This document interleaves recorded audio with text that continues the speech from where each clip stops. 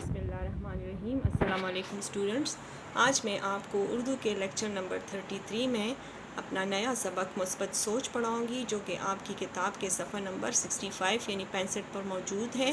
مثبت سوچ کے معنی ہے اچھی سوچ۔ قواعد کی رو سے یہ مرکب ہے۔ مرکب دو یا دو سے زیادہ الفاظ کا مجموعہ ہوتا ہے، ٹھیک ہے، اور یہ مرکب کی قسم توصیفی ہے، یعنی اس میں سوچ کی صفت بیان ہوئی ہے اچھی سوچ۔ تو یہ گرامر کی رو سے، قواعد کی رو سے مرکب توصیفی ہے۔ آج ہم اس کی پڑھائی اور وضاحت کریں گے، ٹھیک ہے۔ اپنی بک کھولیں صفحہ نمبر 65 پر اور معنی لکھنے کے لیے پینسل اٹھائیں۔ سبق ہے ہمارا مثبت سوچ، صفحہ نمبر 65، ٹھیک ہے۔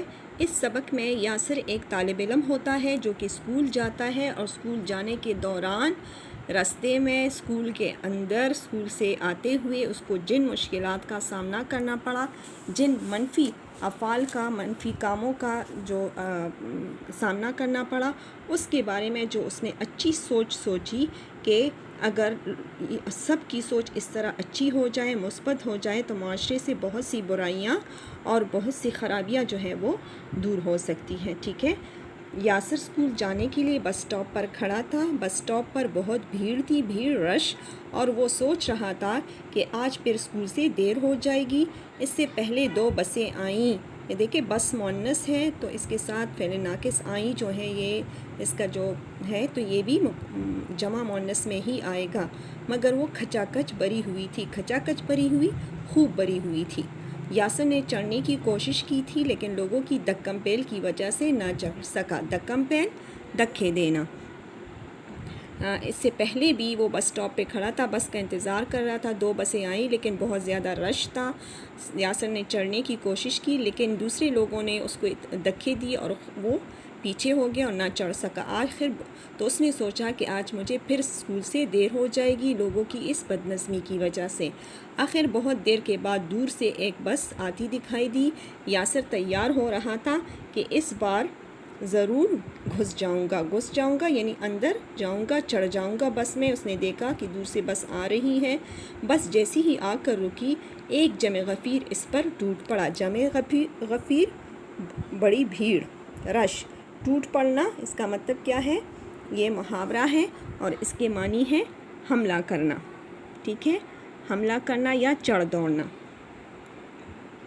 تو اس ایک بہت بڑی رش جو ہے، بھیڑ جو ہے، بڑی بھیڑ جو ہے اس بس پر ٹوٹ پڑی جیسے حملہ کیا۔ ہر شخص بس میں گھسنے کی فکر میں تھا، کسی کو بڑے چھوٹے کا لحاظ نہ تھا۔ لحاظ ادب، ہر کوئی دوسرے کو دھکیل کر خود بس میں گھسنے کے چکر میں تھا۔ یاسر بھی ایک بھاری بستے کا بوجھ لیے کسی نہ کسی طرح دروازے کے ساتھ لٹک گیا اور بس چل پڑی۔ بھاری بستہ، یہ مرکب توصیفی ہے، بستی کی خوبی بتائی ہے کہ وہ بھاری ہے۔ اب دور سے جو بس آتی دکھائی دی، جب وہ قریب آ کر رکی تو سارے لوگ اس پر ٹوٹ پڑے جیسے حملہ کیا، اور ہر کوئی جو ہے اس کوشش میں تھا کہ وہ پہلے چڑھ جائے، کیونکہ سب اپنے اپنے کاموں پہ جا رہے تھے اور کسی کو اس دھکم پین میں چھوٹے بڑے کا لحاظ ادب نہیں تھا کہ جو عمر میں ہم سے بڑا ہے ان کو آگے کرے اور ان کو چڑھنے کے لیے جو ہے مہلت دے دے۔ بس ہر ایک اس چکر میں تھا، اس فکر میں تھا کہ وہ پہلے چڑھ جائے بس پر۔ یاسر بھی اپنے بستے کا بوجھ اور برداشت نہیں کر سکتا تھا، اس لیے وہ دروازے کے ساتھ لٹک گیا اور بس چل پڑی۔ یاسر سوچ رہا تھا کہ کتنا اچھا ہو اگر بس اسٹاپ پر قطار بنا لی جائے۔ اب یہ اگر جو ہے، اگر مگر چونکہ حتیٰ کہ یہ سارے کیا ہے، اگر مگر لیکن، ٹھیک ہے، یہ حروف شرط و جزا ہے۔ اس نے سوچا اگر بس اسٹاپ پر قطار، لائن، صف بنا لی جائے اور ہر شخص اپنی باری پر بس میں سوار ہو، اس طرح کسی کو کوفت نہ ہوگی۔ کوفت، پریشانی، کسی کا وقت ضائع نہیں ہوگا، دھکے نہیں لگیں گے اور بعد میں آنے والے پہلے بس میں سوار نہ ہوں گے۔ لیکن یہ تو صرف یاسر کی سوچ تھی، اس پر عمل کون کر تھا؟ ٹھیک ہے، یاسر کی سوچ بہت اچھی تھی. اس نے کہا کہ اگر بس اسٹاپ پر سب قطار بنا لے، اپنی باری کا انتظار کر لے، اور تو پھر جو ہے یہ بعد میں آنے والے پھر پہلے بس میں نہ چڑھتے، اور جو پہلے سے آئے ہوئے گھنٹوں گھنٹوں انتظار کر رہے تھے تو ان کو پریشانی کا سامنا نہ کرنا ہوتا. لیکن اس سوچ پر، یاسر کی اس اچھی سوچ پر عمل کون کرتا، کیونکہ سب کی سوچ مثبت نہیں تھی. بس میں گنجائش سے زیادہ مسافر بھرے ہوئے تھے. ڈرائیور کے ارد گرد بھی بہت سے لوگ کھڑے تھے. اسے بس چلانے میں دقت ہو رہی تھی. مشکل بس تقریباً رینگتی ہوئی دھکے کھاتی ہوئی بہت آہستہ رفتار سے چلتے ہوئے آگے بڑھ رہی تھی. بہت دیر کے بعد بس نے اسے مطلوبہ اسٹاپ پر پہنچا دیا. مطلوبہ اسٹاپ یعنی جہاں پہ اس نے اترنا تھا. سڑک کی دوسری جانب طرف یاسر کا اسکول تھا. وہ سڑک پار کرنے کی کوشش کر رہا تھا لیکن ٹریفک کا سیلاب دیکھ کر رک جاتا. ٹریفک کا سیلاب یعنی ٹریفک کا رش، کیونکہ وہ اس رش میں جو ہے سڑک پار نہیں کر سکتا تھا. اگرچہ اس جگہ زیبرا کراسنگ بنی ہوئی تھی. زیبرا کراسنگ آپ کو پتہ ہے کہ بڑے شہروں میں جو بڑی سڑکیں ہوتی ہیں اس پہ زیبرا کراسنگ بنی ہوئی ہوتی ہے سفید رنگ سے. اور یہ سائن جو ہے، یہ علامت، یہ نشان جو ہے پیدل چلنے والوں کے لیے ہوتی ہے کہ یہاں پہ پیدل چلنے والے سڑک کراس کر سکتے ہیں. اور سڑک کے کنارے بورڈ بھی لگا ہوا تھا، آگے اسکول ہے، آہستہ چلیے. یعنی اسکول اور ہسپتال جیسی جگہوں پہ جو ہے سائن بورڈ باقاعدہ لگے ہوتے ہیں کہ ہارن نہ بجائیں، یا اسکول تعلیمی اداروں کے ساتھ جو ہے اسکول تک، خصوصاً اسکول کے ساتھ یہ لکھا ہوا ہوتا ہے کہ آہستہ چلیں، کیونکہ بچوں نے سڑک پار کرنی ہوتی ہے. لیکن اسے کون دیکھتا، یعنی ان سائن بورڈز کا، ہدایات کا کوئی بھی جو ہے اس پر عمل نہیں کر رہا تھا، اور کسی کو پیدل چلنے والوں کا خیال تک نہیں تھا. باقاعدہ زیبرا کراسنگ بنی ہوئی تھی لیکن اس کے باوجود بھی لوگوں کو یہ خیال تک نہیں تھا کہ تھوڑا سا رک جائیں، آہستہ ہو جائیں. اور لوگ جو اس انتظار میں کھڑے ہیں کہ ٹریفک تھوڑا کم ہو، رش کم ہو تو ہم سڑک پار کر سکیں، اور اس انتظار میں ان کا کتنا سارا وقت ضائع ہو رہا تھا. موقع ملتے ہی یاسر نے تیزی سے سڑک جو ہے وہ پار کی اور ہامتا ہوا اسکول میں داخل ہوا. ہامتا ہوا، سانس اس کی پھول رہی تھی کیونکہ اس نے تیزی کے ساتھ سڑک پار کی تھی. اگر خدا نخواستہ سڑک پر دوڑتی ہوئی اگر اس کی ٹکر کسی گاڑی سے ہو جاتی تو یہ بڑا حادثہ ہوتا، لیکن اس کا کسی کو خیال نہیں آ رہا تھا. دیر ہو چکی تھی. سیدھا اپنی جماعت کی طرف دوڑا، مگر اچانک اس کا پاؤں پھسلا اور وہ چاروں شانے چت زمین پر گر پڑا. زمین پر بالکل پیٹ کے بل جو ہے وہ گر جانا، چاروں شانے چت گرنا، زمین کے بل گر جانا. تو اچانک اس کا پاؤں پھسل گیا کیونکہ وہ جلدی میں تھا. اس کو ویسے بھی کافی دیر ہو گئی تھی، لیکن سڑک پار کرتے ہوئے بھی اس کو مسئلہ پیش آ رہا تھا، اس کا وقت ضائع ہو رہا تھا. اس لیے وہ دوڑتے ہوئے، بھاگتے ہوئے اپنی جماعت کی طرف جا رہا تھا کہ ایسے میں اس کا پاؤں پھسلا اور وہ زمین پر گر گیا. جسم کو سہلاتے ہوئے اٹھا تو اس نے فرش پر کیلے کا چھلکا دیکھا. کچھ فاصلے پر ہی کوڑا دان رکھا تھا جس پر لکھا تھا مجھے استعمال کیجیے، مگر کسی کو کیا پڑی تھی کہ اس جملے پر غور کرتا. جماعت میں داخل ہوا تو ماسٹر صاحب نے دیر سے آنے پر ڈانٹا. وہ شرمندہ ہو کر اپنی جگہ پر بیٹھ گیا اور کام میں مصروف ہو گیا. اب اس بیچارے کو راستے میں جو ہے اتنی تکالیف کا سامنا بھی کرنا پڑا، پاؤں بھی اس کا جو ہے وہ دھک گیا، اور دوڑتے ہوئے سڑک پار کرنے کا الگ اس نے خطرہ مول لیا تھا، لیکن وقت پر پہنچنے کی کوشش کی. اس کے باوجود بھی اس کو دیر ہو گئی اور آگے سے پھر اس کو استاد کی ڈانٹ کی وجہ سے سب کے سامنے شرمندہ بھی ہونا پڑا. یہ سب دوسروں کی لاپرواہی کی وجہ سے اس کے ساتھ ہو رہا تھا. پیریڈ ختم ہونے کی گھنٹی بجی. ماسٹر صاحب چلے گئے. جماعت میں بے ہنگم بہت زیادہ شور، بے تحاشا شور ہو رہا تھا. دیر سے آنے کی وجہ سے جو کام یاسر سے رہ گیا تھا اسے پورا کرنے کی کوشش کی، مگر اس ہنگامے میں کام کیسے ہو سکتا تھا. وہ سوچنے لگا کہ ہم جماعت کے کمرے میں خاموشی سے کیوں نہیں بیٹھتے. وہ لائبریری چلا گیا. جب استاد چلا گیا تو بچوں نے جیسے آسمان سر پہ اٹھا لیا، اور یاسر سے جو کام ہو گیا تو وہ مکمل کرنے کی کوشش میں تھا، لیکن شور کی وجہ سے نہیں کر پا رہا تھا۔